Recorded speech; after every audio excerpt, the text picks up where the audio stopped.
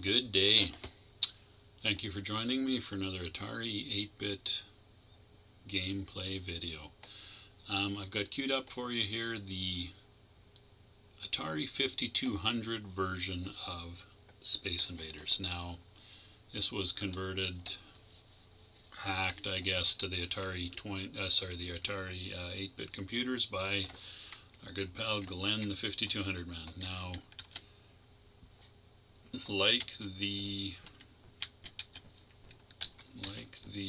sorry, I'm exploring the, how do you, sorry, like the game, the Atari conversion, this is an Atari version of Space Invaders, updated or modified, I guess, for the 5200. It's a little more refined than the original Atari Space Invaders game for the 8-bits, although it is very similar. It doesn't have some of the oddities of it, although it still not very, very true to the arcade, but maybe more true, arguably more true. It's got the same gameplay variants with the as the original Atari conversion for the 8-bit computers. The aliens are quite colorful. Yet again, they are animated. They're different sprites. They're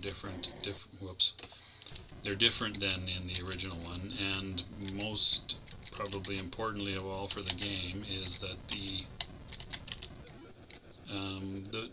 bunkers are there. Now, for some reason they flash colors. I'm going to say that's because it's Atari, and that could be done. I don't know how easy that sort of effect was to achieve on other systems, but that kind of thing was something that Ataris were known for and reasonably good at. And you know what? Well, they also dropped the there's a spaceship that these things emerge from business, which wasn't either good or bad, I guess. It added a bit of a rationale for the aliens emerging lower and lower, I guess. But that's not the sort of thing that you really need much of a rationale for. It's a video game after all. But these were early days, for sure, in the video game world. At least the original Atari conversion of the game to the 8-bits was early days. And yeah. Not super sophisticated. I actually haven't figured out how to... Oh, hey, different sprites. Look at that. Nice. Nice. Different set of aliens to destroy. These bottom ones look a little bit like fish swimming around in circles, maybe. Anyway, they look more like they're rotational. Oh, you have to also hit them a little more accurately. You gotta... Your shots will go by them if the sprite, the smaller sprite doesn't actually happen to, oh boy. Harder. Oh my gosh. Weak sauce there, sir. Weak sauce. You are not doing so well. Let's see if I can focus up for a minute and maybe get past this wave. Oh, no, I cannot. That is it. Oh, they're going to come down. Even though I can't do anything anymore, and they're gonna crush me. Crush me, clearly. Let's see what happens here. Boom. The end, I guess, even though it was already the end. Now they set about rampaging through the countryside and, vaporizing buildings and stealing Earth's women and whatever else you might imagine these things doing. Oh, there we go. There we go. I found the keys for that. It's different being in a 5200 conversion, of course. So as far as I can tell, the gameplay variants are the same. Let's have a quick boo through that. Come on. How do you start the game?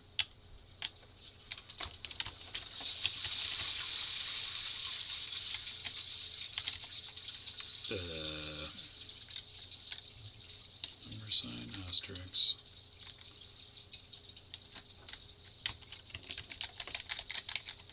Maybe I won't.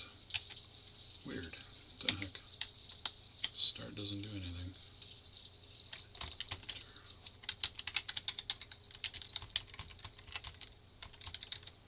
How did I get that started in the first place?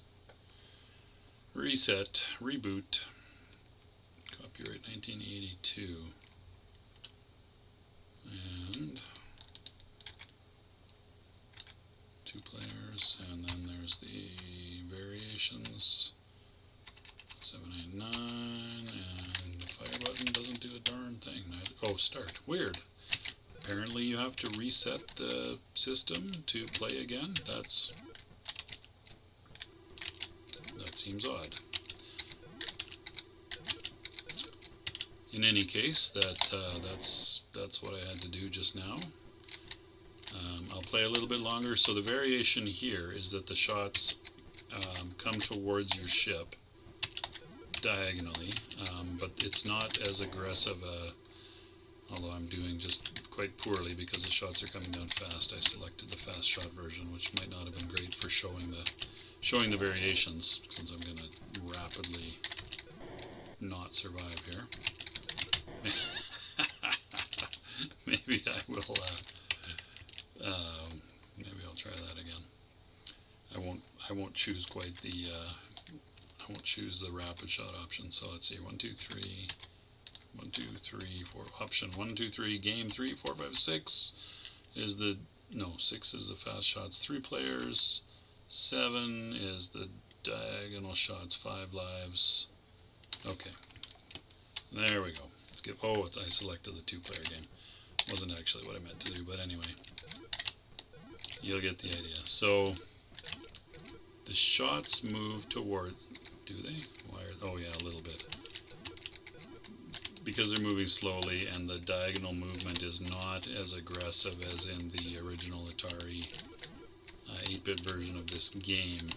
You don't have them winging at 60 degrees angle towards you, or 30-degree angle depending on your perspective, I guess. It's not quite as challenging. The other thing is shooting through the shields. That was a strategy in the original game where you could open up a hole and then shoot through the hole, and it was harder for the bad guys, the aliens, to get you. So there you go. A little strategy lesson. Very, very sophisticated strategy. You probably wouldn't learn that anywhere else, because no one has the gumption besides me to dig up these obscure details and present them to you. Something odd, when you lose a life, the alien wave resets right back to square one, which seems less than fair. But that's what it does. Alright, beyond that, I don't know. I mean, other than playing for long enough to see if there's a third set of alien sprites, I think this is probably just about enough Atari 5200 version Space Invaders. Pretty exciting stuff, I know. Try to keep your excitement to a minimum. Alright, yeah, that's a little frustrating. Try to keep your excitement to a minimum, maybe ecstatic comments. Oh, there's some pretty angled shots coming in, but still not as aggressive as the original. Anyway, alright, thanks very much for watching. I appreciate it. Assuming you've made it this long, I hope you have a great day. Take care of yourselves, and I will see you next time.